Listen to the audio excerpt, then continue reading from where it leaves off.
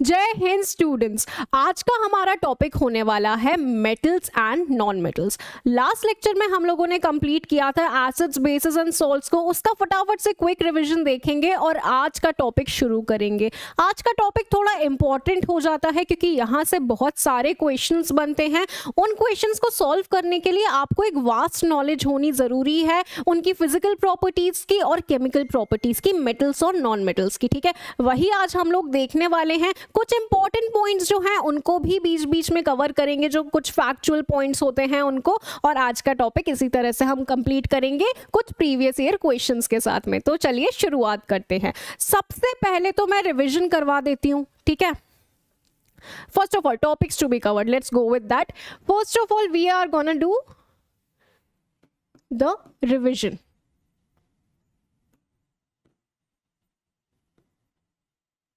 उसके बाद में हम लोग मेटल्स एंड नॉन मेटल्स को समझेंगे, उनकी फिजिकल प्रॉपर्टीज को समझेंगे। फिजिकल प्रॉपर्टीज को समझने के बाद में उनकी केमिकल प्रॉपर्टीज समझेंगे।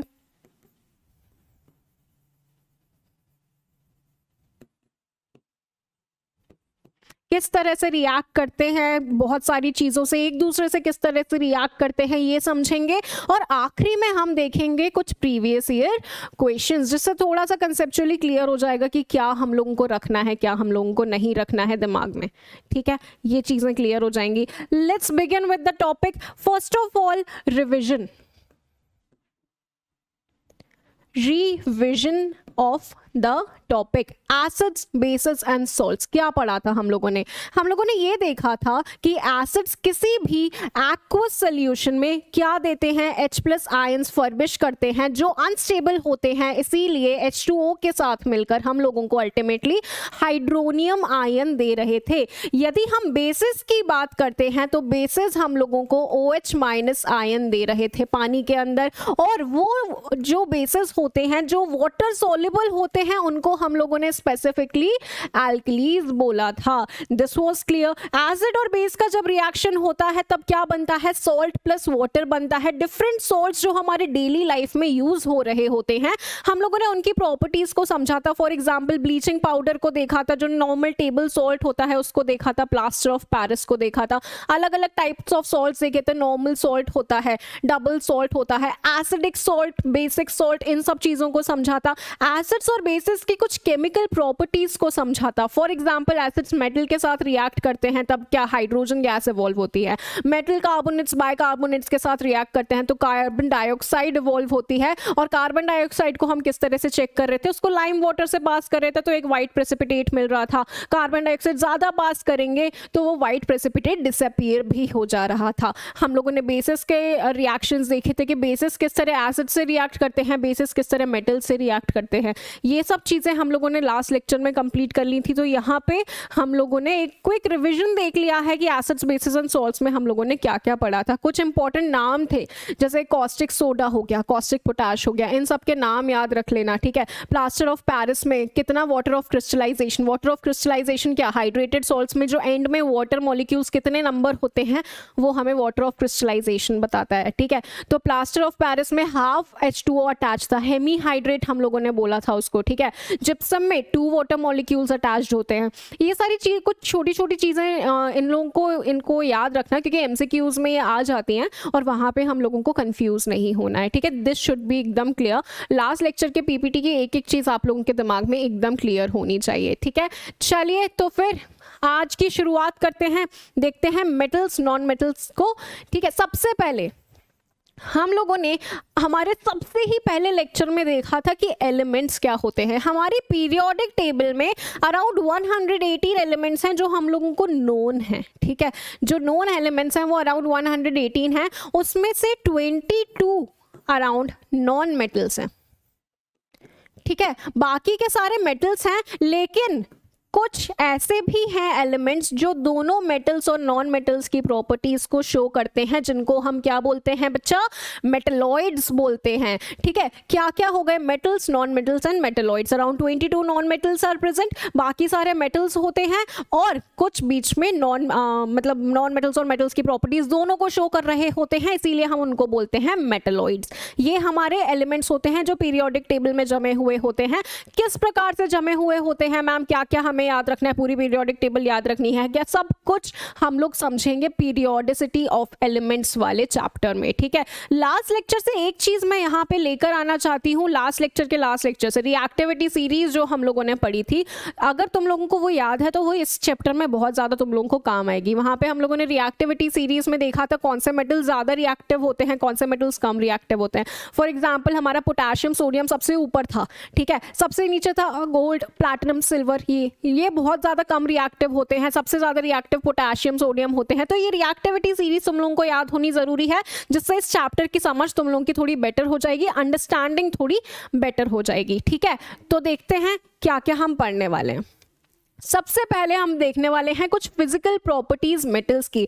आसपास हमारे बहुत सारी चीजें ऐसी हैं जो कि मेटल्स की बनी हुई हैं, ठीक है, जैसे कुछ भी हम ज्वेलरी पहनते हैं मेटल की बनी हुई है, बर्तन जिसमें खाते हैं मेटल का बना हुआ है, ठीक है। उन्हीं सारी प्रॉपर्टीज को हम देखते हुए फिजिकल प्रॉपर्टीज ऑफ मेटल्स को समझने वाले हैं। बेटा हर एक चीज इमेजिन करो, तुम्हारे आसपास में इमेजिन करने की भी जरूरत नहीं है, आसपास दिख ही रही है। सबसे पहली फिजिकल प्रॉपर्टी क्या है, लस्टर, मेटालिक लस्टर। जो भी सारी चीजें मेटल होते हैं जब वो प्योर स्टेट में होते हैं तब उनके पास एक शाइनिंग सरफेस होती है जिसको हम बोलते हैं उसका पर्टिकुलर मेटालिक लस्टर, ठीक है। ये शाइनिंग सब्सटेंसेस दिख रहे हैं। हम लोग क्यों बनाते हैं ज्वेलरी ऑर्नामेंट्स मेटल्स के, क्यों बनाते हैं गोल्ड और सिल्वर के, क्योंकि वो शाइनी होते हैं उनके प्योर स्टेट में। वो जो शाइन, वो जो चमक होती है वो अट्रैक्ट करती है। इसीलिए बेटा हमारा जो ज्वेलरी वगैरह होती है या फिर जो हम चमकते हुए बर्तन देखते हैं, ठीक है, उसको हम बाद में देखेंगे कि वो चमकाहट और कैसे आती है एल्यूमिनियम के बर्तनों में, वो सब अलग बात है, वो अलग देखेंगे।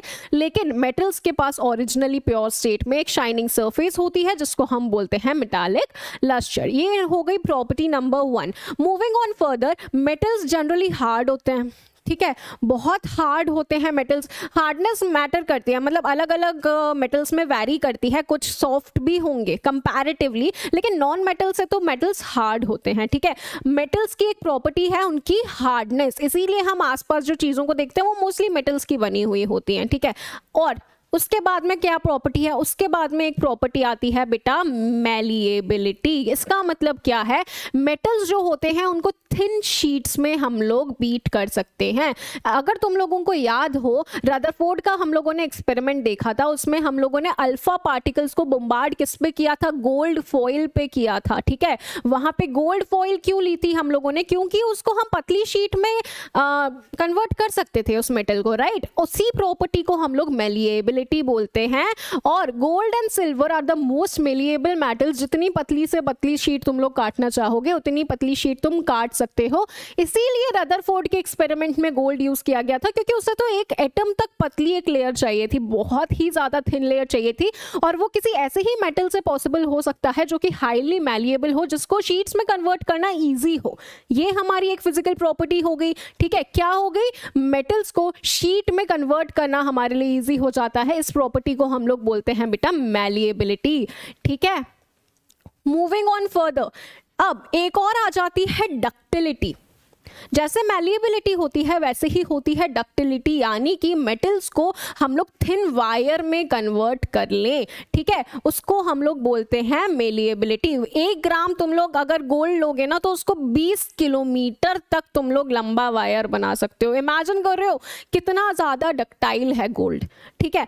The property of conversion of metal into thin wires is known as ductility। क्या क्या प्रॉपर्टीज हो गई मेटल्स की, सबसे पहली प्रॉपर्टी हो गई कि उसके अंदर एक शाइन रहता है, एक लस्टर रहता है, दूसरा कि वो हार्ड होते हैं, तीसरा मैलिएबल होते हैं, चौथा डक्टाइल होते हैं, यानी कि थिन वायर्स में हम उनको कन्वर्ट कर सकते हैं, ठीक है। चलो, gold is the most ductile metal, बिल्कुल मैलिएबल भी सबसे ज्यादा था, डक्टाइल भी सबसे ज्यादा है। अब metals are good conductors of heat and they are also good conductors of electricity, ठीक है। गुड कंडक्टर्स ऑफ हीट होते हैं मेटल्स। अगर किसी मेटल को गैस के ऊपर रखोगे तो तुम्हारा हाथ भी जल सकता है, क्योंकि मेटल हीट कंडक्ट करेगा, बहुत क्विकली कंडक्ट करेगा। तो चम्मच, सपोज चम्मच का एग्जांपल ले लो, ठीक है। चम्मच को तुमने गैस के ऊपर रखा तो चम्मच गर्म हो जाएगी ना, थोड़ी देर बाद तुम उसको पकड़ नहीं पाओगे। क्यों? क्योंकि metals are very good conductors of heat बच्चे, ठीक है। इनके बहुत हाई मेल्टिंग पॉइंट्स भी होते हैं, जल्दी मेल्ट नहीं होते, कंडक्ट करते रहते हैं हीट को, ये ध्यान में रखेंगे। अब बेस्ट कंडक्टर्स ऑफ हीट कौन से होते हैं? सिल्वर होते हैं और बेटा कॉपर होता है। तो हम लोग देखोगे यूटेंसिल्स में नीचे कॉपर लगा होता है। क्यों लगा होता है? क्योंकि वो गुड कंडक्टर ऑफ हीट होता है, खाना पकाने में थोड़ा इजी हो जाता है। उसके बाद में lead and mercury are comparatively poor. ठीक है, हम लोग देख रहे हैं मेटल्स, तो उसमें सारे के सारे कंडक्टर्स ऑफ हीट तो होते हैं, कुछ ज्यादा होते हैं कुछ कम होते हैं। ज्यादा कौन से हो गए? सिल्वर कॉपर हो गए। कम कौन से हो गए? लेड मर्करी हो गए। Also they are good conductors of electricity. बिल्कुल, हमारे जो तार होते हैं जो इलेक्ट्रिसिटी कंडक्ट कर रहे होते हैं एक जगह से दूसरी जगह तक, अगर ये बोर्ड कनेक्टेड है इलेक्ट्रिसिटी से, ठीक है, तो जो तार कनेक्ट कर रहा है वो किस चीज का बना हुआ है? मेटल का बना हुआ है। क्यों? क्योंकि they are the good conductors of electricity. ठीक है, ये कुछ प्रॉपर्टीज हमारी मेटल्स की हो गई जो हम नॉर्मल लाइफ में देख ही रहे होते हैं। अब they are also sonorous. Sonorous का मतलब क्या होता है कि वो एक साउंड जनरेट करते हैं जब उनको हार्ड हिट किया जाता है। फॉर एग्जाम्पल ये जो मेटल का बेल है, ठीक है, जो स्कूल में घंटी बजती थी और घंटी को सुन के हम एकदम से क्लास से भाग जाते थे। भैया मैं सबसे पहली होती थी भागने वाली, ये तो चलो ठीक है पुरानी बात है, लेकिन मेटल की ये जो बेल होती है ये जो साउंड प्रोड्यूस करती है, ठीक है, मंदिरों में जो घंटियां होती हैं वो साउंड जो प्रोड्यूस करती हैं वो स्पेसिफिक बेटा फिजिकल एक कैरेक्टर है मेटल्स का, और इस फिजिकल कैरेक्टर को बोला जाता है बीइंग सोनोरस। ठीक है, सोनोरस यानी एक साउंड जनरेट होना जब उसको स्ट्राइक किया जाए किसी हार्ड सरफेस से। चलो, अब स्ट्रैटेजिक मेटल्स, सिंस हम डिफेंस के एग्जाम्स की प्रिपरेशन कर रहे हैं इसीलिए मैं ये चीज लेकर आई हूँ। स्ट्रैटेजिक मेटल्स क्या होते हैं?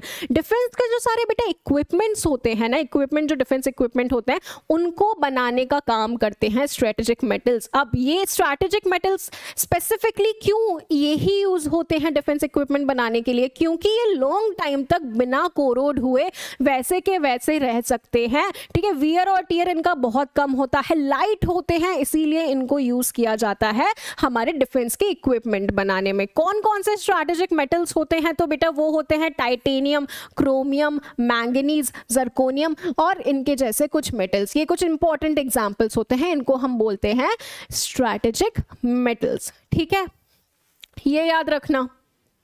उसके बाद में नॉन मेटल्स की अगर मैं बात करती हूं तो दीज आर आइदर सॉलिड्स और दीज आर आइदर गैसेस। ठीक है, बहुत सारे नॉन मेटल्स गैसेस भी होते हैं, सॉलिड्स भी मिलते हैं, बस एक है जो लिक्विड मिलता है वो है ब्रोमीन। और इस चीज को, इस फैक्ट को तुम लोग याद रखोगे, ब्रोमीन हमारा लिक्विड है, बाकी सारे नॉन मेटल्स हमें सॉलिड में या फिर गैसियस स्टेट में देखने को मिलते हैं। दूसरा point, we can not group elements according to their physical properties alone. ठीक है, हम सिर्फ फिजिकल प्रॉपर्टीज देख ली कि ये चमक रहा है इसलिए हमने इसको मेटल बोल दिया, नहीं, हम ये नहीं कर सकते, क्योंकि डायमंड जो कि एक कार्बन का एलोट्रोप है, जो मैंने तुम लोगों को बताया था, चमकता तो वो भी है, और हीरे की चमक तो भैया लाजवाब होती है, लेकिन वो नॉन मेटल है क्योंकि कार्बन नॉन मेटल है, कार्बन का एलोट्रोप है ना डायमंड।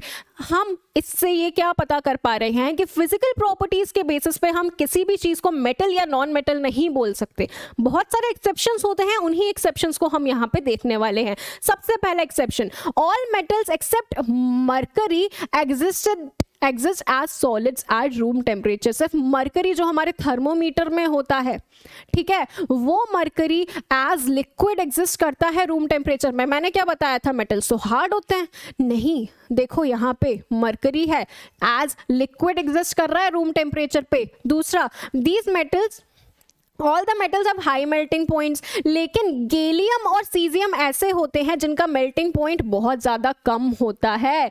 इस चीज को याद रखना, these two metals melt if you keep them on your palm. Gallium और सीजियम तो ऐसे मेटल्स हैं, ठीक है, उनको हाथ पे ही रखोगे तो ही वो मेल्ट हो जाएंगे, इतना लो उनका मेल्टिंग पॉइंट होता है। मैंने क्या बताया था पहले कि मेटल्स का जनरल प्रॉपर्टी ये होता है कि वो हार्ड होते हैं, उनका हाई मेल्टिंग पॉइंट होता है, लेकिन देखो दोनों यहाँ पे कंसेप्ट गायब हो गए। मरकरी लिक्विड है, गैलियम सीजियम का इतना लो मेल्टिंग पॉइंट है कि हाथ पे रखते ही पिघल रहा है।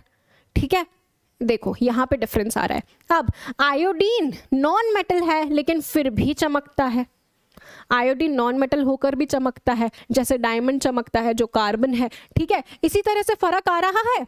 चलो और भी देखते हैं। Carbon is a non metal, ठीक है, एलोट्रोप कौन है, डायमंड है, और डायमंड बहुत हार्ड होता है भैया, बहुत हार्ड होता है डायमंड। अब it is the hardest natural substance known and has a very high melting and boiling point. तब यहाँ पे हमारा फिजिकल कंसेप्ट गायब। क्या मेटल्स में हम लोगों ने बोला था हार्ड होते हैं, हाईएस्ट मेल्टिंग पॉइंट होता है भैया डायमंड, जो कि एक नॉन मेटल का एलोट्रोप है, उसी का इतना ज्यादा हाई मेल्टिंग और बॉइलिंग पॉइंट है और वो हार्डेस्ट सब्सटेंस नोन है, ठीक है। उसके बाद में graphite is a conductor of electricity. मैंने एलोट्रोप्स ऑफ कार्बन कौन कौन से बताए थे? ग्रेफाइट बताया था, डायमंड बताया था, बकमिंस्टर फुलरीन बताया था, ये तीनों बताए थे। अब इसमें से देखो ग्रेफाइट हमारा कंडक्टर ऑफ इलेक्ट्रिसिटी हो गया, लेकिन कंडक्टर ऑफ इलेक्ट्रिसिटी कौन बताया था? मैंने तो मेटल्स बताए थे, ठीक है। अब देखो एल्कली मेटल्स कौन होते हैं? एल्कली मेटल्स जो कि पानी में डिसॉल्व हो सकते हैं, जो बेसेस उनको हम लोगों ने बोला था एल्कली। तो एल्कली जो मेटल्स होते हैं are so soft that they can be cut with a knife. मैंने तो तुम लोगों को ये बताया था कि हार्ड होते हैं मेटल्स, लेकिन यहाँ पे देखो ऐसे मेटल्स भी हैं लिथियम, सोडियम, पोटेशियम जैसे, जो कि इतने सॉफ्ट हो सकते हैं कि उनको तुम एक नाइफ से काट लो, ठीक है। एग्जाम्पल्स याद रखना। अब they have low densities and they also have low melting points. इससे ओवरऑल हमें क्या चीज समझ में आई है? ये चीज समझ में आई है मैम कि फिजिकल प्रॉपर्टीज से हम लोग डिफरेंशिएट नहीं कर सकते, हम लोग स्पेसिफिकली नहीं बोल सकते कि ये हार्ड है तो ये मेटल होगा, ये सॉफ्ट है तो ये नॉन मेटल होगा, हम ऐसा नहीं बोल सकते, ठीक है। इसका मतलब हमें केमिकल प्रॉपर्टीज की तरफ थोड़ा जाना पड़ेगा, हमें अब समझनी पड़ेंगी chemical properties. Most non-metals produce acidic oxides when dissolved in water. On the other hand, metals give rise to basic oxides. ये एक important point है जिसको याद रखना कि जो metal के oxides होते हैं वो basic होते हैं और जो non-metal के oxides होते हैं वो होते हैं acidic in nature, ठीक है। इस point को तुम लोग याद रखोगे।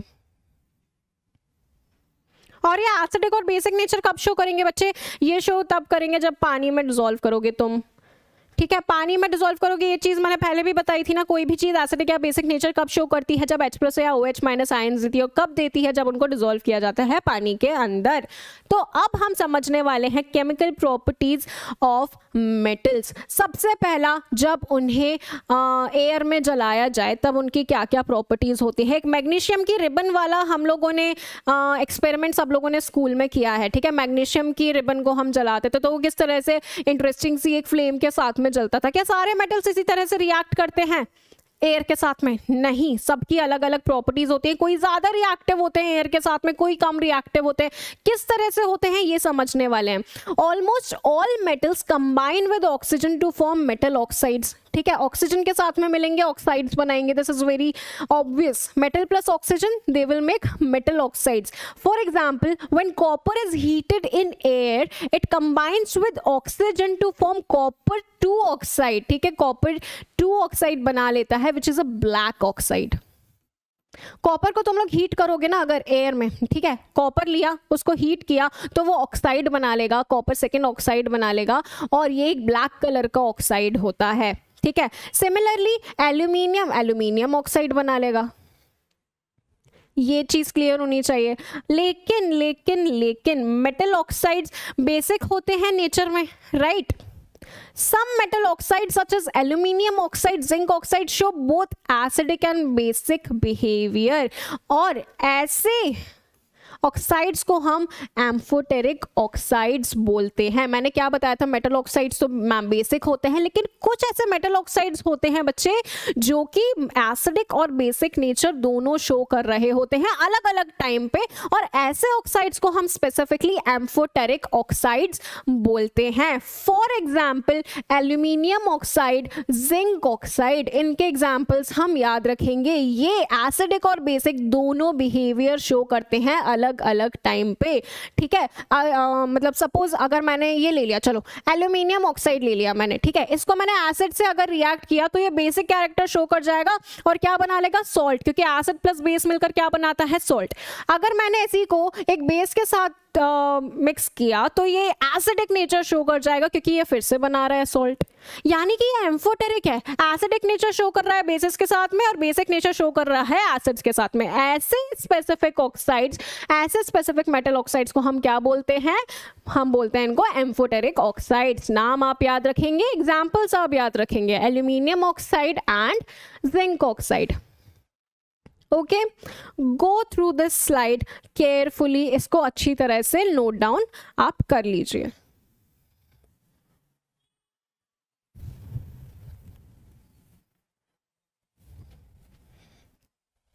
अब चलो आगे बढ़ते हैं और कुछ प्रॉपर्टीज को हम यहाँ पे देखते हैं। Most metal oxides are insoluble in water, but some of these dissolve in water to form alkalis. क्यों बोला ऐसा? क्योंकि मेटल ऑक्साइड्स क्या होते हैं? मेटल ऑक्साइड्स होते हैं बेसिक, ठीक है, और वो सारे बेसिस जो वाटर में डिसॉल्व हो सकते हैं उनको हम क्या बोलते हैं? एल्कलीज बोलते हैं, ठीक है। वाटर सॉल्युबल जो बेसिस होते हैं उनको एल्कलीज बोलते हैं। Therefore all those metal oxides which are soluble in water are known as alkalis. Sodium oxide and potassium oxide dissolve in water to produce alkalis as follows, ठीक है। Sodium oxide, potassium oxide दो ऐसे oxides हैं जो water में भी dissolve हो जाते हैं, और वो बेसिस जो वाटर में डिसॉल्व होते हैं उनको एल्कलीज बोलते हैं। इतना समझना जरूरी था, ठीक है।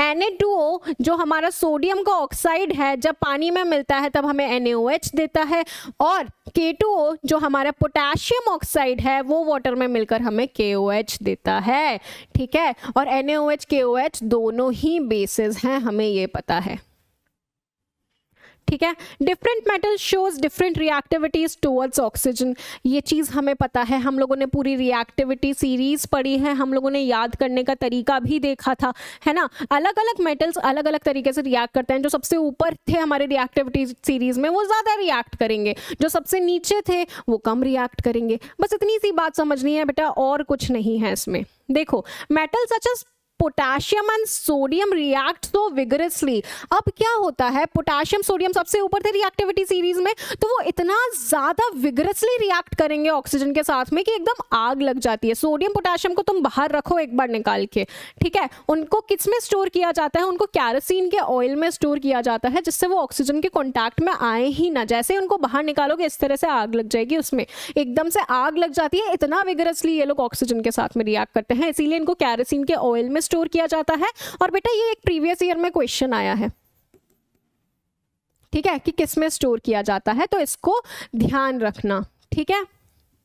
चलो, क्या लिखा हुआ है? Metal such as potassium and sodium react so vigorously that they catch fire if kept in open, hence to protect them and to prevent accidental fire they are immersed in kerosene oil. Okay ma'am, चलो। अब at ordinary temperature the surfaces of metal such as magnesium, aluminium, zinc, lead etcetera are covered with a thin layer of oxide. The protective oxide layer prevents the metal from there oxidation. अब क्या हो रहा है, ये कुछ ऐसे metals हैं जो कि ऑक्सीजन से रिएक्ट करें, ठीक है। ऑक्सीजन से जैसे ही मेटल रिएक्ट करेगा वैसे मेटल ऑक्साइड बन जाएगा, तो उनकी सरफेस पे बन गया एक मेटल ऑक्साइड।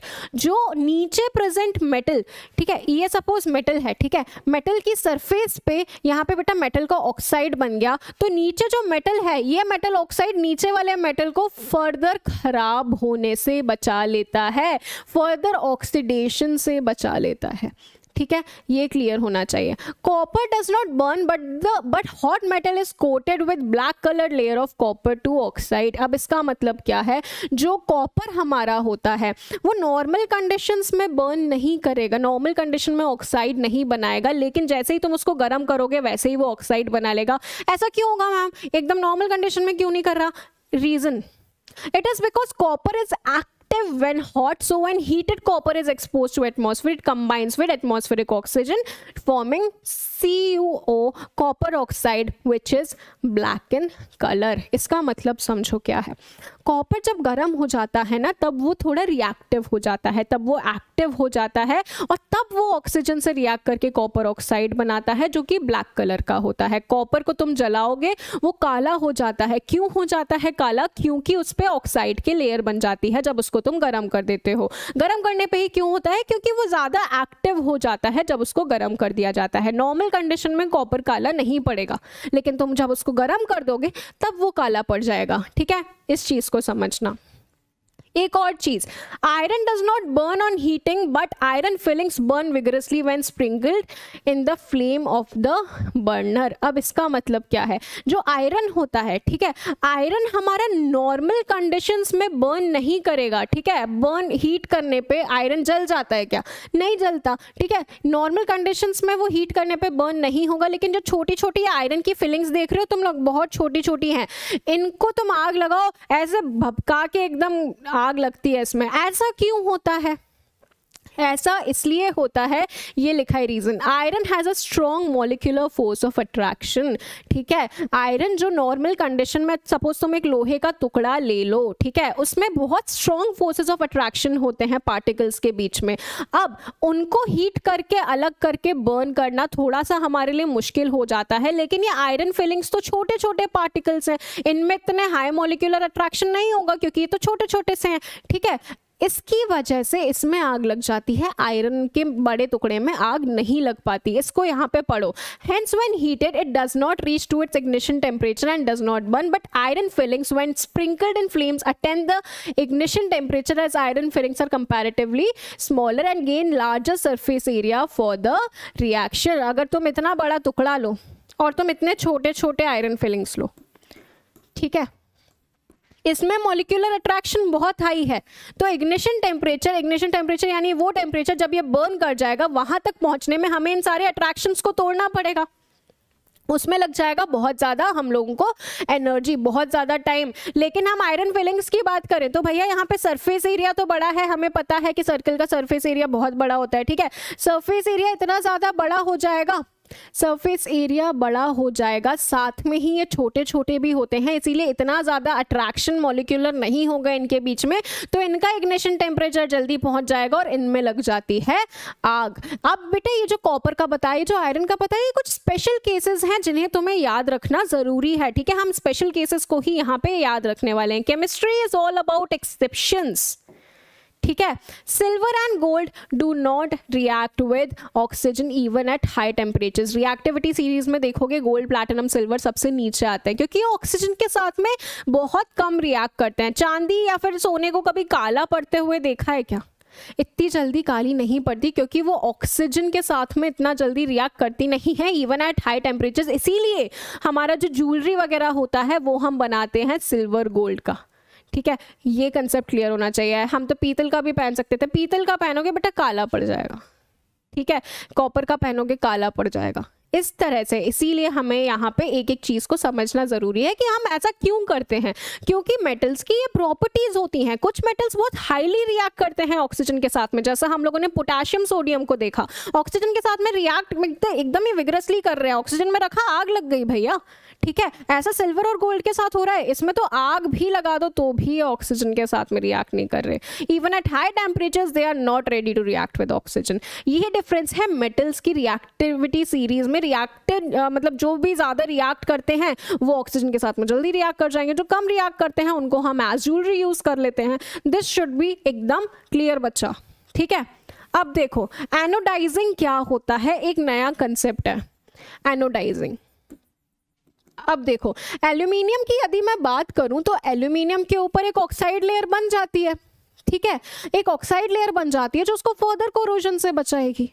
ये चीज़ मैंने तुम लोगों को पहले भी बताया था कि एल्यूमिनियम जो होता है उसके ऊपर एक ऑक्साइड की लेयर अगर बन जाएगी तो उसके अंदर वाले मेटल को वो फर्दर कोरोड या फर्दर ऑक्सीडाइज होने से बचा लेती है। अब इसी में अपन फर्दर और ज़्यादा ऑक्सीजन की एक लेयर बना देते हैं, जिसको हम बोलते हैं एनोडाइजिंग। ठीक है, इसके रेजिस्टेंस बढ़ाने के लिए करते हैं। और ऑक्सीजन की लेयर क्यों चढ़ा दी मैम? इसलिए ऑक्साइड की लेयर, हम ऑक्सीजन की लेयर चढ़ा देते हैं जिससे कि जो रेजिस्टेंस हमें ऑलरेडी मिल रहा था मेटल ऑक्साइड के होने से वो और ज़्यादा बढ़ जाए, हमारा एल्यूमिनियम और ज़्यादा टाइम तक टिक जाए। देखो यहाँ पे लिखा हुआ है the resistance can be improved further by making the oxide layer thicker. ठीक है, ऑक्साइड की लेयर को हम थोड़ा और थिक कर देंगे। During anodising a clean aluminium article is made the anode and is electrolysed with dilute sulphuric acid. Sulphuric acid याद है, द किंग ऑफ केमिकल्स, उसका जो डाइल्यूटेड फॉर्म है उसके साथ में इसका इलेक्ट्रोलाइसिस करवाते हैं। एनोड पे हम एल्यूमिनियम को रखते हैं और इसके ऊपर चढ़ जाती है एक ऑक्साइड की layer. This oxide layer can be dyed easily to give aluminium articles at attractive finish. ये एकदम चमकते हुए जो एल्यूमिनियम के बर्तन दिखते हैं ना, इनको किसकी मदद से इतना चमकीला बनाया जाता है? एनोडाइज कर दिया जाता है और ज़्यादा हम इस पे ऑक्साइड की लेयर बना देते हैं। बहुत टाइम तक ये ऐसे ही रहते हैं क्योंकि वो जो ऑक्साइड की लेयर है वो अंदर वाले मेटल को बचा कर रखती है और उस ऑक्साइड की लेयर को हम डाई कर देते हैं जो भी रिस्पेक्टिव हमें कलर की ज़रूरत होती है। ठीक है, ये बेटा कंसेप्ट एकदम समझ में आना चाहिए। डेली लाइफ के कंसेप्ट हैं। अब देखो मेटल का रिएक्शन हम समझते हैं पानी के साथ में। अभी तक हम लोगों ने क्या समझा कि बर्न कैसे हो रहा है, ऑक्सीजन के साथ में कैसे रिएक्ट कर रहा है। अब ये देखो वाटर के साथ में कैसे रिएक्ट कर रहा है। तो वाटर के साथ बच्चे ये बना रहा होता है मेटल का ऑक्साइड और साथ में हाइड्रोजन गैस। हाइड्रोजन गैस मैंने तुम लोगों को बताया था एक ब्रिस्क एफर्वेसेंस के साथ में निकलती है, बबल्स बनाती है। मेजर क्या होता है हाइड्रोजन गैस का कि ये बबल्स बनाते हुए ब्रिस्क एफर्वेसेंस के साथ में निकलती है, बबल्स प्लस ब्रिस्क एफर्वेसेंस। ठीक है, ऐसे निकलती है हमारी हाइड्रोजन गैस। अब metal oxides that are soluble in water dissolve in it to further form metal hydroxides. अब यहाँ पे देखो क्या हुआ है, मेटल को मैंने पानी में मिलाया, क्या बना मैम मेटल ऑक्साइड बना। मेटल ऑक्साइड में मैं फिर से पानी मिला दूंगी, उसको फिर से पानी में मिला दिया तो क्या बन जाएगा बेटा, हाइड्रोक्साइड बन जाएगा फर्दर। ठीक है, बस इतना ही लिखा हुआ है, metal plus water, metal oxide plus hydrogen, metal oxide plus water. ये वाले मेटल ऑक्साइड को हमने फिर से वाटर से रिएक्ट करवाया तो मेटल का हाइड्रोक्साइड बन जाता है। इतना सा याद रखो। ठीक है, चलो आगे बढ़ते हैं। Metals like potassium and sodium react violently with cold water. ठीक है, या तो हॉट वाटर भी नहीं लिया, कोल्ड वाटर के साथ में भी रिएक्ट कर जाते हैं। रिएक्टिविटी सीरीज में सबसे ऊपर पोटेशियम एंड सोडियम, ऑक्सीजन के साथ भी जल जा रहे थे, पानी के साथ भी बहुत विग्रेसली रिएक्ट करते हैं। In case of sodium and potassium the reaction is so violent and exothermic. Exothermic का मतलब क्या, हीट रिलीज कर रहे हैं। आग लग रही थी ऑक्सीजन के साथ में, एक्सोथर्मिक है, हीट रिलीज कर रहे हैं। At that the evolved hydrogen immediately catches fire। Hydrogen evolve होता है मेटल को पानी में डालते हो तो इतना विग्रसली ये रिएक्ट करते हैं कि हाइड्रोजन जैसे ही निकलता है, हाइड्रोजन एक फ्लेमेबल गैस है। ठीक है, हाइड्रोजन जो निकलती है तुरंत आग पकड़ लेती है, इतना ज्यादा विग्रसली ये रिएक्ट कर रहे होते हैं। ठीक है, यही इन्हीं का लिख रखा है। एन KOH बनाएगा, NaOH बनाएगा with heat energy, highly exothermic process. ठीक है, जो हाइड्रोजन यहाँ पे इवॉल्व हो रही है वो पकड़ लेती है आग। अब देखो the reaction of calcium with water is थोड़ा less violent. Calcium reactivity series में थोड़ा सा नीचे आ रहा है, लेस वायलेंट नेचर शो करता है। ठीक है, the heat evolved is not sufficient for the hydrogen to catch fire. इतनी भी भैया हीट इवॉल्व नहीं हो रही कि हाइड्रोजन आग ही पकड़ ले। ठीक है, लास्ट वाले में तो इतनी ज्यादा हीट थी कि हाइड्रोजन ने आग पकड़ ली थी, यहाँ पे इतनी ज्यादा हीट नहीं होती है। Calcium starts floating. अब बेटा यहाँ पे आया है कुछ इंटरेस्टिंग सा कंसेप्ट। कैल्शियम को यदि तुम लोग पानी में डालोगे तो कैल्शियम फ्लोट होने लग जाएगा। क्यों फ्लोट होने लग जाएगा, क्योंकि जो हाइड्रोजन गैस निकली है वो बबल्स के साथ में निकलती है, मैंने बताया था। ठीक है, तो ये बबल्स कैल्शियम के आसपास आ जाएंगे और उसको फ्लोट करवाने लगेंगे। ये प्रॉपर्टी याद रखोगे। The bubbles of hydrogen gas form stick to the surface of the metal and help it float.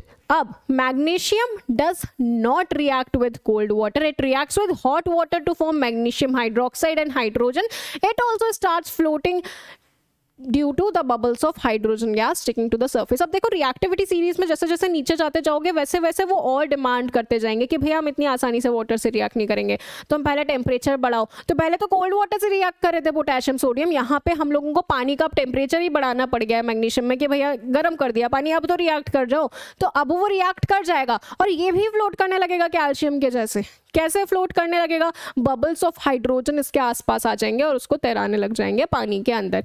ये एक कैरेक्टरिस्टिक हो गया।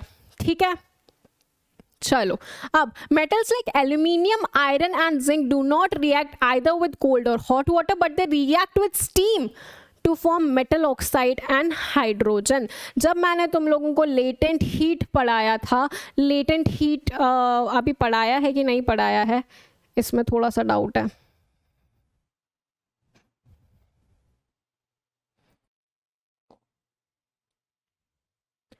मैंने पढ़ा दिया था तुम लोग शायद, लेटेंट हीट है ना। तब मैंने तुम लोगों को उसमें ये बताया था कि जो स्टीम रहती है वो मोर पावरफुल रहती है हॉट वाटर से कंपैरेटिवली जब 100 डिग्री सेल्सियस पे जब वेपराइजेशन हो रहा होता है तब स्टीम के पास में लेटेंट हीट ऑफ वेपराइजेशन भी साथ में मिला हुआ होता है, इसीलिए स्टीम ज़्यादा हमारी पावरफुल होती है। अब एल्यूमिनियम, आयरन और जिंक थोड़ा और रिएक्टिविटी सीरीज में नीचे आ रहे हैं, इसीलिए इनको अब हॉट वाटर से भी काम नहीं चल रहा भैया, अब इनको स्टीम चाहिए कि तुम अब स्टीम दे दो तब जाके हम लोग रिएक्ट करेंगे, और फिर ये रिएक्ट करके अल्टीमेटली मेटल ऑक्साइड्स और हाइड्रोजन बना रहे होते हैं। ठीक है, चलो, metal such as lead, copper, silver, gold do not react at water at all. ठीक है, जो सबसे कम रिएक्टिव होते हैं, जो सबसे कम पोजीशन पे आते हैं रिएक्टिविटी सीरीज में, वो रिएक्ट ही नहीं करते। तुम गर्म पानी दे दो, तुम स्टीम दे दो, कुछ नहीं करेंगे, किसी के साथ में भी रिएक्ट नहीं करेंगे ये। ठीक है, ये चीज़ समझ में आनी चाहिए थी। कुछ तो ऐसे मेटल्स थे जो पानी में डालने से ही एकदम से आग पकड़ ले रहे थे। ठीक है, कुछ ऐसे मेटल्स थे जिनको कोल्ड वाटर से नहीं, हॉट वाटर से वो एवोल्यूशन हो रहा था हाइड्रोजन गैस का और मेटल ऑक्साइड बन रहा था। कुछ ऐसे थे जिनको हॉट वाटर की जगह स्टीम चाहिए थी, और कुछ रिएक्ट ही नहीं कर रहे हैं। ठीक है, ये चीज़ समझनी थी। अल्टीमेटली क्या बन रहा था हमारा मेटल का पानी में डालने से? मेटल ऑक्साइड बन रहा था प्लस हाइड्रोजन गैस इवॉल्व हो रही थी। उसी मेटल ऑक्साइड को फिर से पानी में डाल दो, फिर से डुबो दो, तो क्या बन जाएगा? मेटल हाइड्रोक्साइड बन जाएगा। इतना हमें यहां से ग्रास्प करना था। अब एसिड के साथ में रिएक्शन करते हैं तो हम लोगों ने ये लास्ट लेक्चर में भी पढ़ा था कि हमें मिलता है सॉल्ट एंड हाइड्रोजन गैस। ठीक है, ये चीज समझनी थी।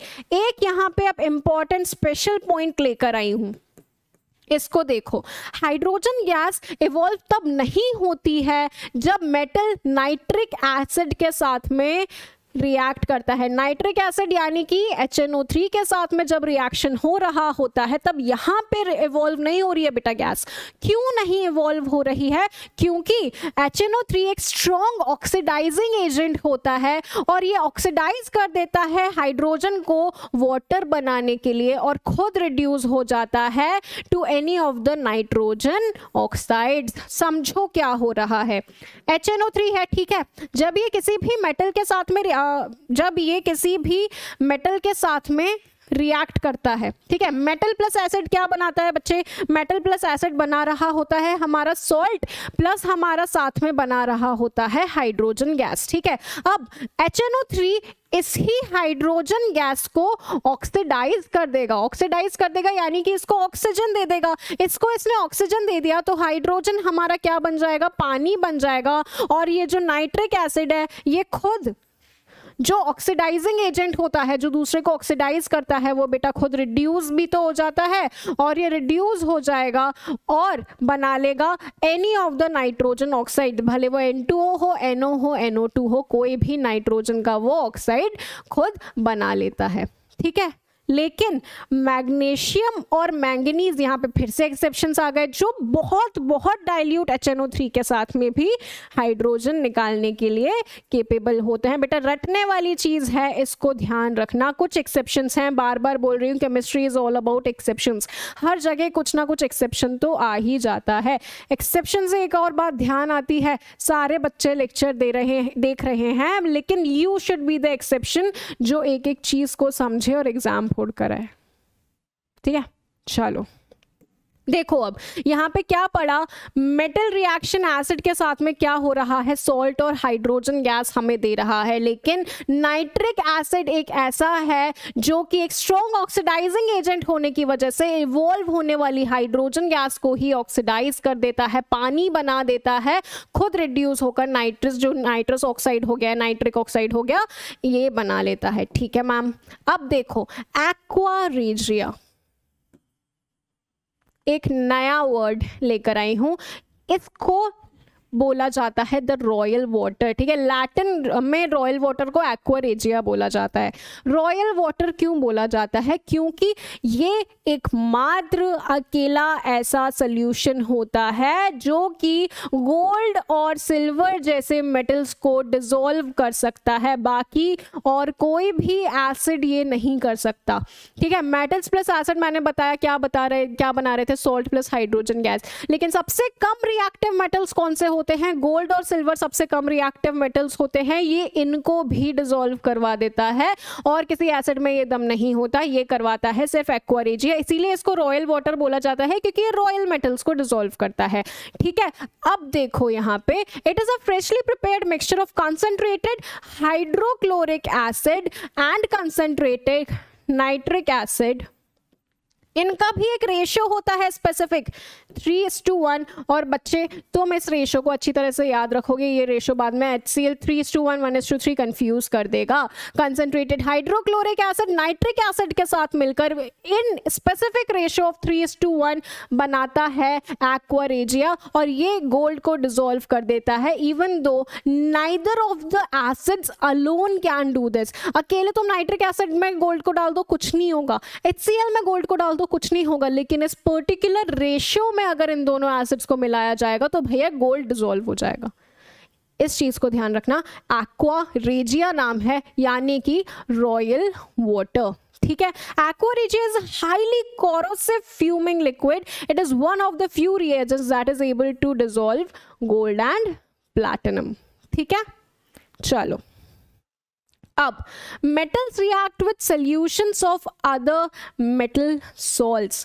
किस तरह से दूसरे मेटल सॉल्ट्स के सोल्यूशन के साथ में मेटल्स रिएक्ट करते हैं। Reactive metals can displace less reactive metals from there compounds in solution, पहले भी बता चुकी हूं। क्या नाम था इसका? नाम था ma'am displacement reaction. Displacement reaction हम लोगों ने देखा था ना, ए बी अटैच थे लेकिन बी को सी ज़्यादा अट्रैक्टिव लग गया, क्योंकि ये ज़्यादा अट्रैक्टिव ज़्यादा रिएक्टिव था, इसीलिए बी ने सी के साथ में कॉम्बिनेशन बना लिया और ए को धक्का मार दिया। ये हम लोगों ने पढ़ा था, क्योंकि हमारा बी बुरा इंसान था, ज़्यादा रिएक्टिव देखकर पुराने रिश्ते भूल गया।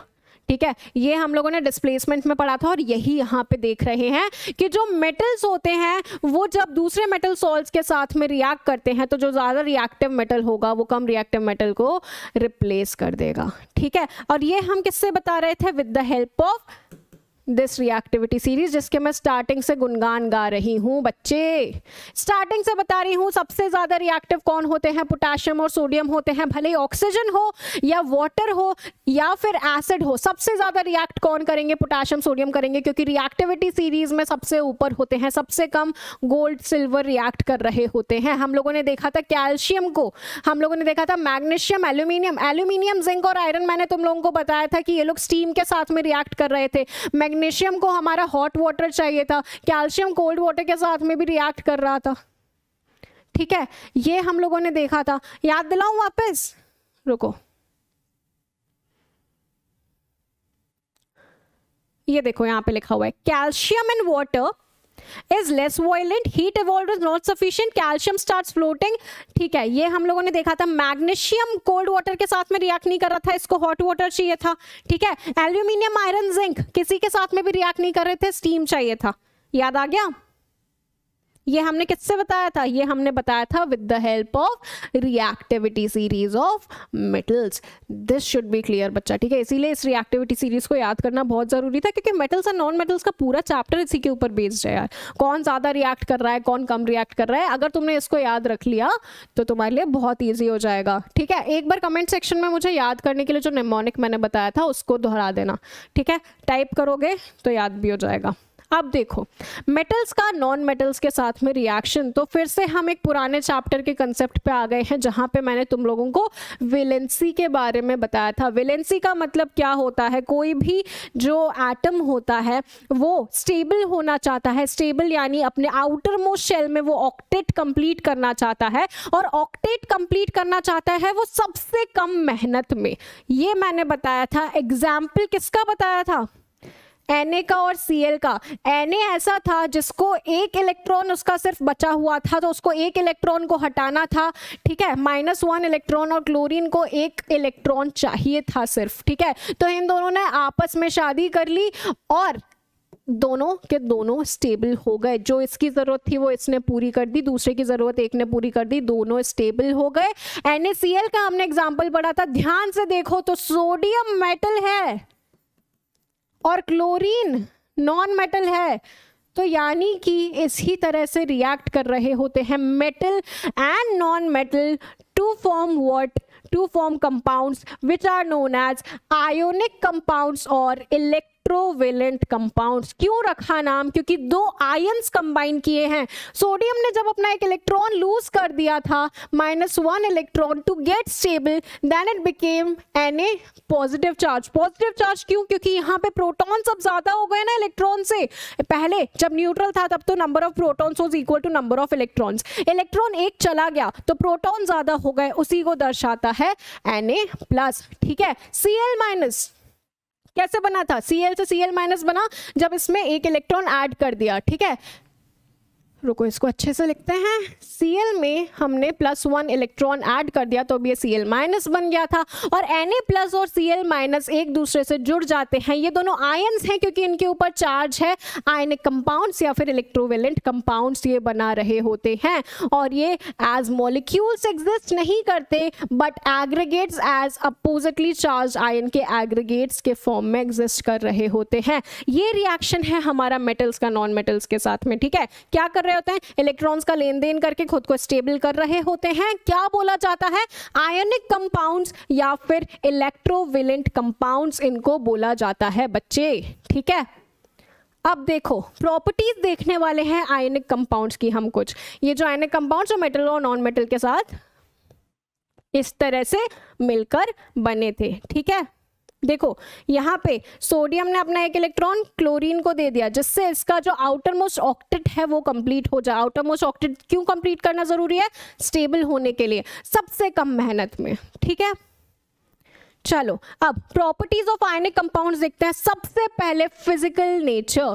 ठीक है, फिजिकल नेचर की यदि हम बात करें तो ये थोड़े स्ट्रॉन्ग होते हैं, हार्ड होते हैं, क्योंकि जो अट्रैक्टिव फोर्स है पॉजिटिव और नेगेटिव पार्टिकल के बीच में वो होती है स्ट्रॉन्ग। देखो ionic compounds are solids and are somewhat hard because of the strong force of attraction between the positive and negative ions. These compounds are generally brittle and break into pieces when pressure is applied. क्योंकि as molecules तो exist नहीं कर रहे हैं ना, oppositely charge ions हैं जो attracted हैं। ठीक है, अब जैसे इनका अट्रैक्शन पे तुम ऐसे पत्थर मारोगे वैसे अट्रैक्शन टूट जाएंगे, ब्रिटल होते हैं। ब्रिटल का मतलब बहुत आसानी से बिखर जाने वाले और बहुत जल्दी पीसेस में ब्रेक हो जाएंगे जब इनके ऊपर प्रेशर अप्लाई किया जाएगा। Second point, melting and boiling points. तो इनका हाई मेल्टिंग पॉइंट होता है और हाई बॉइलिंग पॉइंट होता है क्योंकि एक बहुत ज़्यादा एनर्जी की ज़रूरत पड़ती है। मेल्टिंग बॉइलिंग पॉइंट मैंने क्या बताया था तुम लोगों को? वो एनर्जी जो हमें देनी पड़ती है इंटरमॉलिक्यूलर अट्रैक्शन को तोड़ने के लिए। सॉलिड में इंटरमॉलिक्यूलर जो इंटर पार्टिकल अट्रैक्शन है उसको हम थोड़ा कम कर देंगे तो वो लिक्विड फॉर्म में आ जाएगा, और कम करेंगे तो गैसियस फॉर्म में आ जाएगा। तो हम इंटर पार्टिकल अट्रैक्शन को तोड़ रहे हैं। यहाँ पे पॉजिटिव और नेगेटिव इतने टाइटली बॉन्डेड होते हैं, उनके अट्रैक्शन को तोड़ने में जान निकल जाती है। हाई के इनका हाई इसीलिए बॉइलिंग और मेल्टिंग पॉइंट होता है क्योंकि अट्रैक्टिव फोर्सेस स्ट्रॉन्ग है जिनको तोड़ने के लिए ज्यादा एनर्जी की जरूरत पड़ती है। सॉल्युबिलिटी की यदि मैं बात करूं यहाँ पे तो ये जनरली सॉल्युबल होते हैं पानी के अंदर। ठीक है, पानी के अंदर ये आयंस दे देते हैं, आयंस ही कंबाइंड हैं, वही आयंस डिसोसिएट हो जाते हैं, लेकिन इनसॉल्युबल होते हैं केरोसिन, पेट्रोल एक्सेट्रा में। वाटर में सॉल्युबल होंगे लेकिन केरोसिन, पेट्रोल एक्सेट्रा में ये इनसॉल्युबल होते हैं। इस प्रॉपर्टी को तुम लोग याद रखोगे। अब next property, conduction of electricity. अब अगर मैं इनको पानी में डाल दूं तो पानी में डालने से ये आयंस दे देंगे हम लोगों को, और आयंस हैं चार्ज पार्टिकल्स। चार्ज पार्टिकल्स क्या करते हैं? इलेक्ट्रिसिटी कंडक्ट करते हैं। Therefore when these particles, when the ionic compounds, जो आयनिक बने हैं हमारे इलेक्ट्रोवेलेंट आयनिक कंपाउंड्स जो बने हैं, इनको मैं पानी में डालूंगी तो इलेक्ट्रिसिटी कंडक्ट करेंगे, बिल्कुल करेंगे। लेकिन सॉलिड स्टेट में ये इलेक्ट्रिसिटी कंडक्ट नहीं कर रहे होते हैं क्योंकि सॉलिड स्टेट में तो भैया वो आयंस एक दूसरे से जुड़े हुए हैं। ठीक है, अगर एक दूसरे से जुड़े हुए हैं, अगर Na+ और Cl- एक दूसरे से जुड़ा हुआ है, NaCl बना रखा है, तो ये तो न्यूट्रल है, यहाँ पे आयंस का मूवमेंट है ही नहीं सॉलिड में। ठीक है, तो इसीलिए यहाँ पे इलेक्ट्रिसिटी कंडक्ट नहीं हो पाती है क्योंकि रिजिड होता है। सॉलिड में क्या होता है? पार्टिकल सारे एकदम पास पास में मौजूद होते हैं, पार्टिकल्स पास पास में एकदम मौजूद होते हैं, तो वो आयंस को मूव करने की स्पेस नहीं दे पाते। अब आयनिक कंपाउंड्स, लेकिन मोल्टन स्टेट की यदि मैं बात करूं तो मोल्टन स्टेट में इलेक्ट्रोस्टैटिक जो फोर्स है इनका अट्रैक्शन का वो थोड़ा कम हो जाता है। ठीक है, वो कम हो जाता है। तो जैसे ही हम उसको हीट देते हैं, जैसे ही उसका अट्रैक्शन कम हुआ, वैसे ही आयंस जो हैं वो फ्रीली मूव करने लग जाते हैं और क्या कंडक्ट करते हैं, इलेक्ट्रिसिटी कंडक्ट कर रहे होते हैं। क्या समझाया मैंने, वापस दोहरा रही हूँ। आयनिक जो कंपाउंड्स है, इलेक्ट्रोवेलेंट जो कंपाउंड्स होते हैं, उनकी क्या प्रॉपर्टीज होती हैं बच्चे। सबसे पहली प्रॉपर्टी कि फिजिकल स्टेट वो थोड़े हार्ड होते हैं। क्यों? क्योंकि जो उनके अट्रैक्टिव फोर्सेज हैं, जो पॉजिटिव और नेगेटिव के बीच में जो अट्रैक्टिव फोर्सेज हैं वो स्ट्रांग होते हैं, तो ये थोड़े हार्ड होते हैं, लेकिन ब्रिटल होते हैं, ईजिली टूट भी जाते हैं। ठीक है, दूसरा पॉइंट क्या था, दूसरा पॉइंट था हमारा, देखना पड़ेगा मेल्टिंग एंड बॉइलिंग पॉइंट्स का rate. Melting and boiling points इनका क्या होता है, हाई होता है। क्यों? क्योंकि अट्रैक्टिव फोर्सेस को ब्रेक करने में एनर्जी ज्यादा चाहिए पड़ेगी। उसके बाद में सॉल्युबिलिटी की अगर मैं बात करूं तो ये हमारे पानी में सॉल्युबल होते हैं, आयंस दे देते हैं, लेकिन केरोसिन, पेट्रोल जैसे सॉल्वेंट्स में ये सॉल्युबल नहीं होते हैं। अगर मैं इलेक्ट्रिसिटी कंडक्शन की बात करूं तो पानी में डाल दोगे तो भैया आयंस बन जा रहे हैं, जो चार्ज पार्टिकल्स हैं इलेक्ट्रिसिटी कंडक्ट करेंगे। सॉलिड में आयंस का मूवमेंट पॉसिबल नहीं है, आयंस फ्रीली मूव नहीं कर सकते। मैंने बताया था एक कमरा जिसमें धसाधस लोग भरे हुए हैं, सॉलिड, जब मैंने एक्सप्लेन किया था। अब उसमें मूवमेंट की जगह होती है क्या? नहीं होती है। और अगर आयंस मूव नहीं कर पाएंगे, electricity is what, movement of charge particles. अब मूवमेंट ऑफ चार्ज पार्टिकल्स हो ही नहीं पा रहा तो कैसी इलेक्ट्रिसिटी, तो इलेक्ट्रिसिटी कंडक्ट नहीं हो पाएगी। अगर मैं बात करती हूँ मोल्टन स्टेट में, तो मोल्टन स्टेट में फिर भी इलेक्ट्रिसिटी कंडक्ट कर देते हैं। क्यों कर देते हैं? क्योंकि इलेक्ट्रोस्टैटिक फोर्सेस जो है अट्रैक्शन की, वो ओवरकम हो जाती हैं हीट से। ठीक है, thus the ions move freely and conduct electricity। ये क्लियर होना चाहिए। अब यहाँ तक हमें समझ में आ गया। मेटल्स की हम लोगों ने बहुत सारी केमिकल प्रॉपर्टीज देखी, नॉन मेटल्स देखा किस तरह से मेटल्स के साथ में रिएक्ट करते हैं। ये सारी चीज़ें हमें केमिकल प्रॉपर्टीज क्यों देखनी पड़ी? क्योंकि सिर्फ फिजिकल प्रॉपर्टीज की हेल्प से हम नहीं बता पा रहे थे कि कौन सा मेटल है, कौन सा नॉन मेटल है। पूरी कहानी मैं बता चुकी हूँ। एक कोरोजन का हम लोगों ने टॉपिक पढ़ा था। देखो, अभी मैं कुछ छोटे छोटे से ऐसे टॉपिक्स लेकर आई हूँ जहाँ से क्वेश्चंस बनते हैं, इसीलिए इनको पढ़ना ज़रूरी है। ये चैप्टर के बीच में नहीं आते, लेकिन एंड में इनको पढ़ना ज़रूरी है। कोरोजन की बात हम लोगों ने लास्ट लेक्चर में भी की थी। अब इसके कुछ इंपॉर्टेंट पॉइंट्स हम यहाँ पे पढ़ने वाले हैं। Silver articles become black after some time when exposed to air.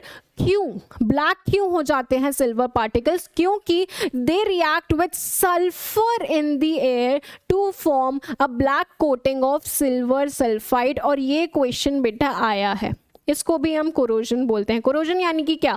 किसी भी मेटल का एयर में रिएक्ट कर जाना, किसी भी एयर की चीज से, जिससे वो खराब हो जाती है। अब सिल्वर में क्या हुआ? सल्फाइड जो था, सल्फर जो था एयर में, उससे ये रिएक्ट कर जाती है टू फॉर्म सिल्वर सल्फाइड, और इसी की वजह से ये ब्लैक हो जाती है। दूसरा, कॉपर रिएक्ट करता है moist carbon dioxide in air and it slowly loses its shiny brown surface and gains a green coat. इसको याद रखो, copper carbon dioxide, moist carbon dioxide के साथ में रिएक्ट करता है। और कॉपर जनरली किस कलर का होता है? नॉर्मली ब्राउन कलर का होता है, वो अब ग्रीन कलर का हो जाएगा। क्यों हो जाएगा? क्योंकि यहाँ पे कॉपर कार्बोनेट का फॉर्मेशन हो रहा होता है। ये कुछ टू रिमेंबर इंपॉर्टेंट पॉइंट्स हैं, इनको याद रखना। उसके बाद में आयरन को जब तुम लोग मॉइस्ट एयर में ज़्यादा टाइम के लिए रखोगे तब रस्ट बन जाती है। ये तो मैंने तुम लोगों को पहले ही बता दिया था। रस्ट में वाटर ऑफ क्रिस्टलाइजेशन में हम XH2O लिखते हैं, ये भी मैंने तुम लोगों को बताया था। चलो, अब if iron is mixed with small amount of carbon it becomes hard and strong. When iron is mixed with nickel and chromium we get stainless steel which is hard and does not rust। Iron को बचाने के मैंने तुम लोगों को तरीके बताए थे। क्या बताए थे? कि या तो उसका अलॉय बना लो, या अलॉय ही तो बना रहे हैं निकल और क्रोमियम के साथ में, कार्बन भी डाल दिया अबाउट 0.05%, ठीक है, टू फॉर्म स्टेनलेस स्टील। या तो गैल्वेनाइज कर दो। गैल्वेनाइज करने में हमने क्या करा था? हम लोगों ने एक सैक्रिफाइशियल मेटल की लेयर बना दी थी, जिंक की लेयर बनाई थी, जो खुद का ऑक्साइड बना लेगी। जिंक ज़्यादा रिएक्टिव हो जाता है तो वो अपना खुद का ऑक्साइड बना लेगा और आयरन को बचा लेगा। ठीक है, ये हो गया था। उसके बाद में गैल्वेनाइजेशन के बाद में हम लोगों ने एक और देखा था कि उसको पेंट कर दो जिससे वो ऑक्सीजन के कांटेक्ट में आ ही ना पाए। इस तरीके से हम लोगों ने देखा था कि हम लोग रस्ट लगने से कैसे बचा सकते हैं हमारे आयरन को। ठीक है, अब देखो नेक्स्ट, हार्डनेस ऑफ वाटर एक हमारा कंसेप्ट आ जाता है। मैम हार्डनेस ऑफ वाटर क्या होता है? जैसे तुम लोग घरों में जिसके भी बोरिंग का पानी आता होगा वो बहुत हार्ड पानी आता है, तो वो एक वाइट लेयर छोड़ जाता है सारे बर्तनों में, या फिर जो अपन बकेट्स वगैरह यूज करते हैं उस पर एक वाइट कलर की लेयर छोड़ जाता है। क्यों? क्योंकि उसमें इनसॉल्युबल सॉल्ट्स मौजूद होते हैं जो कि उसको हार्डनेस प्रोवाइड कर रहे होते हैं। और डिटेल में समझाती हूँ। देखो, दो तरह का वाटर होता है, एक होता है सॉफ्ट और एक होता है हार्ड वाटर। सॉफ्ट वाटर के कौन सा वाटर होता है? जो तुरंत एकदम साबुन लगाया और झाग दे दिया, ऐसे वाटर को हम सॉफ्ट वाटर बोलते हैं। Water which is obtain from rains is the soft water, because rains से जो हमें पानी मिलता है, बारिश से जो पानी मिलता है, that is purest form of water. This water is suitable for house hold purposes, for example laundry and cleaning. ठीक है, लेकिन अगर मैं हार्ड वाटर की बात करूं तो इसको हार्ड इसलिए बोला जाता है क्योंकि इसमें कैल्शियम एंड मैग्नीशियम के सॉल्ट्स मौजूद होते हैं। इस चीज को याद रखना, कैल्शियम एंड मैग्नीशियम के सॉल्ट्स मौजूद होने की वजह से ये हार्ड होता है। और ये सोप के साथ में लैदर नहीं बनाएगा, झाग नहीं बनाएगा, लेकिन एक वाइट कलर का प्रेसिपिटेट जरूर बना लेगा, इसीलिए इसको बोला जाता है हार्ड वाटर। और हार्ड वाटर इसीलिए सुटेबल नहीं होता, झाग ही नहीं बना रहा है। हम तुम घिसे जाओ साबुन, झाग ही नहीं बनाएगा, साफ ही नहीं करेगा, प्रेसिपिटेट अलग बना लेगा। ठीक है, अब हार्डनेस भी बेटा दो प्रकार की होती है, एक होती है टेम्पररी हार्डनेस और एक होती है परमानेंट हार्डनेस। टेम्पररी हार्डनेस का मतलब वो हार्डनेस जो पानी को बॉईल करोगे और पानी तुम्हारा नॉर्मल हो जाएगा, लेकिन परमानेंट भैया जिद्दी होती है, बॉईल करने के बाद में भी इसकी हार्डनेस नहीं जाने वाली है। इस चीज को समझो। The presence of magnesium and calcium carbonates in water makes it temporary hard। Difference है टेम्पररी और परमानेंट में, क्या डिफरेंस है? दोनों में कैल्शियम मैग्नीशियम सॉल्ट्स हैं, इसमें कैल्शियम एंड मैग्नीशियम के कार्बोनेट्स हैं, इसमें salts of magnesium and calcium are present in the form of chlorides and sulphides. बेटा make triple star on it. Permanent hardness chlorides and sulphides की वजह से होती है हमारे कैल्शियम और मैग्नीशियम के, लेकिन टेम्पररी में हमारे कार्बोनेट्स मौजूद होते हैं मैग्नीशियम और कैल्शियम के। ठीक है, बॉईल करोगे पानी को तो टेम्पररी हार्डनेस निकल जाएगी, ये बॉईल करने से नहीं हटती। यहाँ पे क्या हो रहा होता है, यहाँ पे हमको वाटर को वॉशिंग सोडा से ट्रीट करना पड़ता है, तब जाके इनसॉल्युबल कार्बोनेट्स बनते हैं। और इनसॉल्युबल कार्बोनेट्स जो बनते हैं वो रिएक्ट करते हैं सल्फाइड और chloride salts of magnesium and calcium, and thus the hard water is converted to soft water. ये चीज़ समझनी ज़रूरी थी। क्या समझा हम लोगों ने? हार्डनेस समझा, पानी की हार्डनेस समझी। पानी में साबुन लगा रहे हो, झाग नहीं आ रहा क्योंकि वो वाटर हार्ड है। दो तरह का हार्ड हो सकता है, टेम्पररी हार्ड या परमानेंट हार्ड। टेम्पररी यानी बॉईल करने से ही हट जाए, मैग्नीशियम एंड कैल्शियम के कार्बोनेट्स अगर मौजूद होंगे तो वो हट जाएगा। अगर मैं परमानेंट की बात करूँ तो यहाँ पे क्लोराइड्स और सल्फाइड्स होते हैं मैग्नीशियम और कैल्शियम के, ये बॉईल करने से भी नहीं हटते, इसीलिए इनको परमानेंट हार्डनेस बोला जाता है। ठीक है, अब नेचुरली ऑकरिंग कुछ नाइट्रेट्स के नाम यहाँ पे देखो बेटा, ये कुछ मैं छोटे छोटे पॉइंट्स ही बता रही हूँ, मिसलेनियस पॉइंट्स के फॉर्म में कंसिडर कर लेना। ठीक है, कुछ नेचुरली ऑकरिंग नाइट्रेट्स होते हैं जिनके कुछ अलग अलग नाम होते हैं, इनको याद रखना, एमसीक्यू सीधे आता है। ठीक है, ऑर्डिनरी सॉल्टपीटर और potassium nitrate. Potassium nitrate KNO3 को हम क्या बोलते हैं? सॉल्टपीटर। उसके बाद में चाइल्ड सॉल्टपीटर हम किसको बोलते हैं? हम बोलते हैं सोडियम नाइट्रेट को। उसके बाद में लाइम सॉल्टपीटर हम किसको बोलते हैं? या फिर वॉल सॉल्टपीटर या फिर कैल्शियम नाइट्रेट, तो इसका नाम ही है, ये हम बोलते हैं कैल्शियम के नाइट्रेट को। ये तीनों चीजें तुम लोग याद रखोगे। क्या क्या? हमारा सबसे पहला पोटेशियम नाइट्रेट को क्या बोलते हैं? ऑर्डिनरी सॉल्टपीटर बोलते हैं। क्यूबिक नाइट्रेट या चाइल्ड हमारा सॉल्टपीटर किसको बोलते हैं? सोडियम नाइट्रेट को बोलते हैं। लाइन सॉल्टपीटर हम किसको बोलते हैं? या फिर वॉल सॉल्टपीटर किसको बोलते हैं?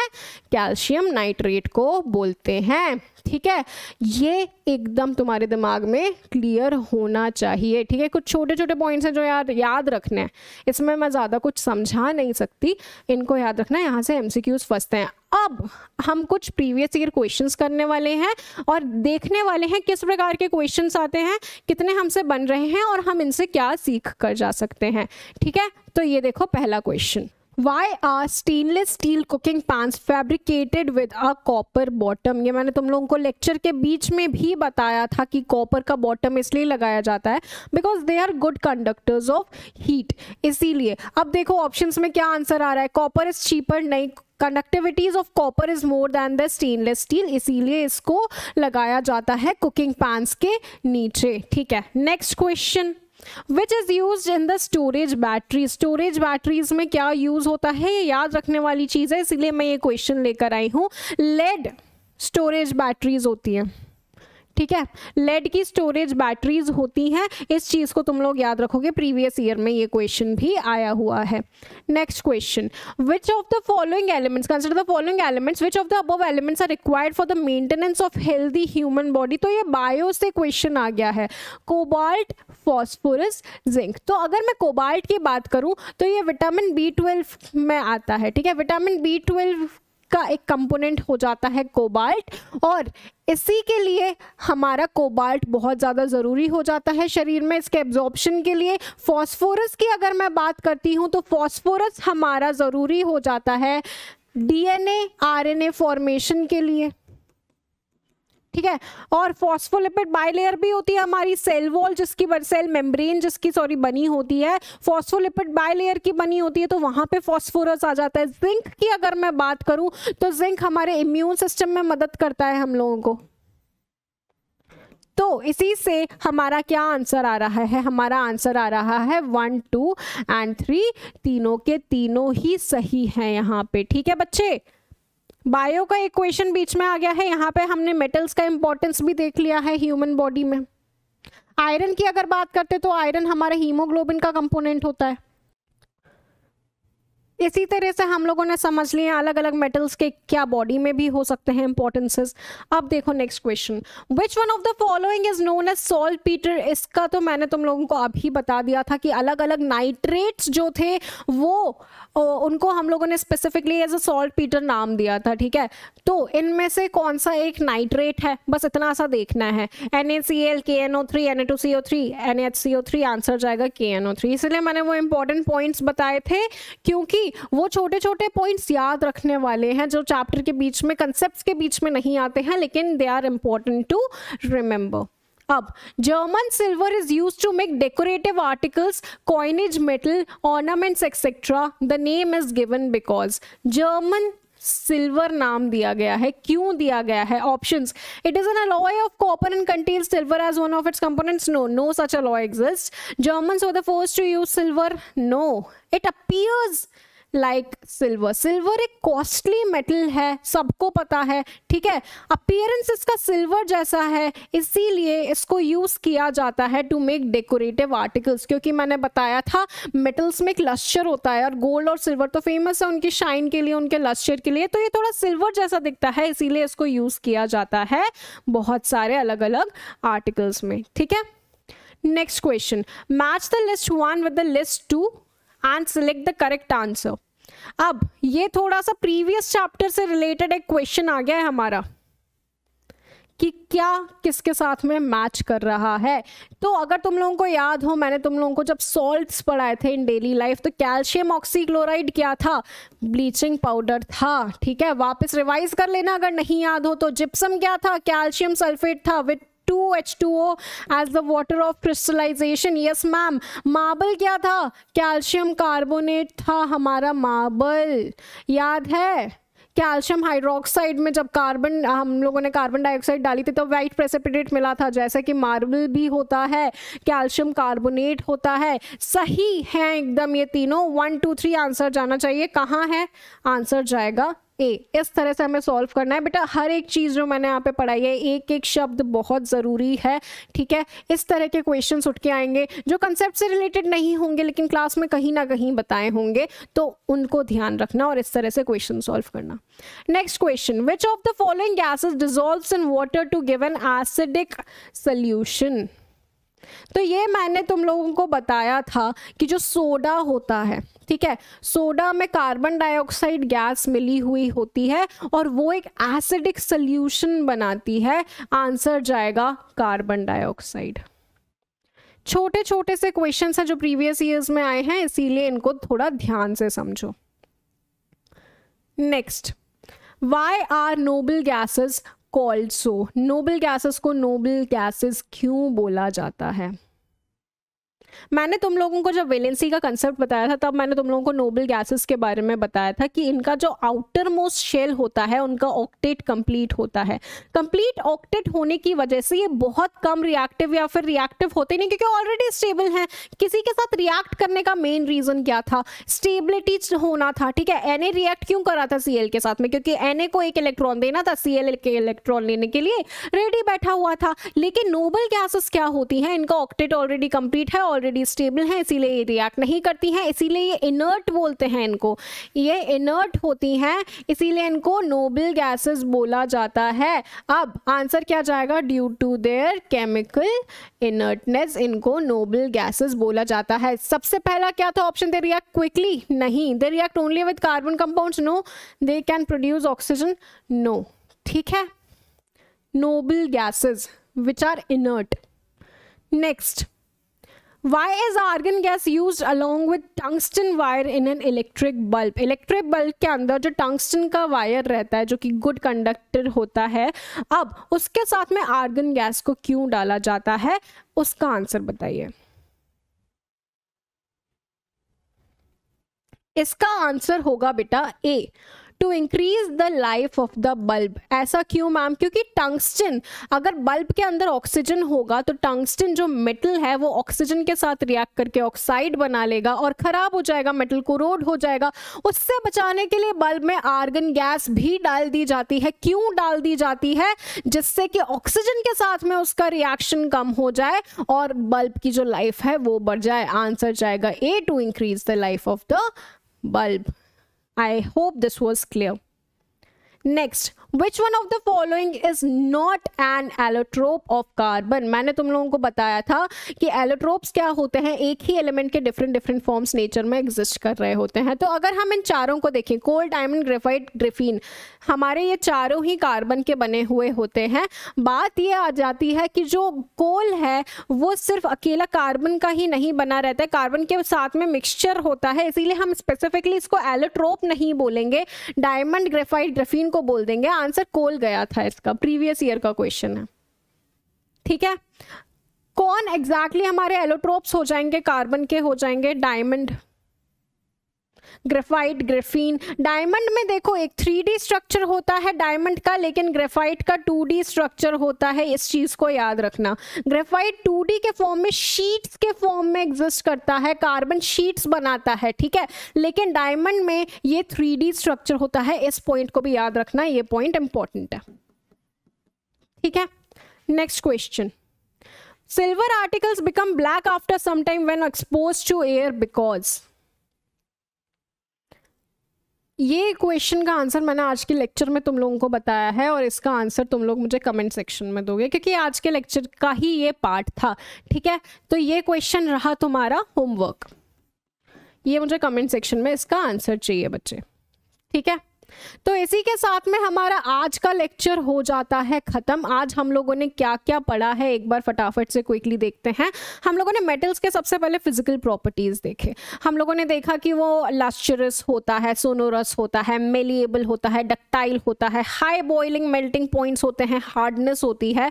लेकिन जब हम लोगों ने नॉन मेटल्स की बात की और कंपेयर किया तब हम लोग इस निष्कर्ष पे पहुंचे थे कि हम लोग फिजिकल प्रॉपर्टीज के बेसिस पे तो मेटल्स और नॉन मेटल्स को अलग अलग नहीं बोल सकते।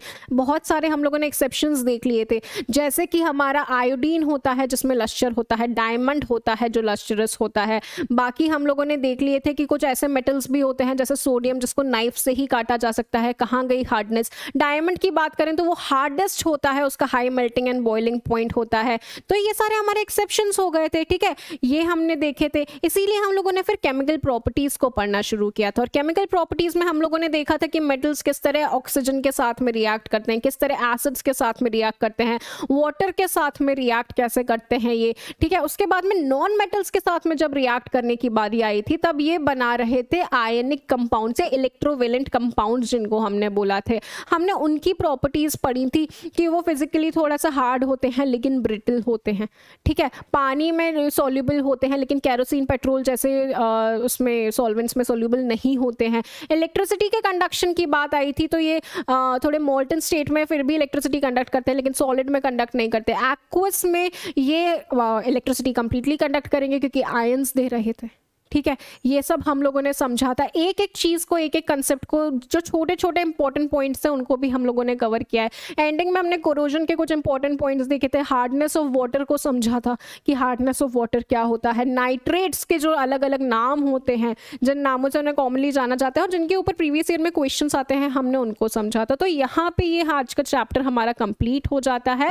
आई विश आप इस चैप्टर को रिवाइज करेंगे क्योंकि यहाँ पे थोड़ा याद करने वाली चीजें ज्यादा थी, तो उनको 2-3 बार रिवाइज करोगे तो एकदम क्लियर हो जाएगा दिमाग में, ठीक है, दिमाग में पिक्चर इमेज बन जाएगी, याद हो जाएगा, हर बार यही बोलती हूं मैं, ठीक है। तो रिवाइज करते रहे, अपना ग्रास्प ना छोड़े सब्जेक्ट का, और स्वस्थ रहें, मस्त रहें। वंदे मातरम।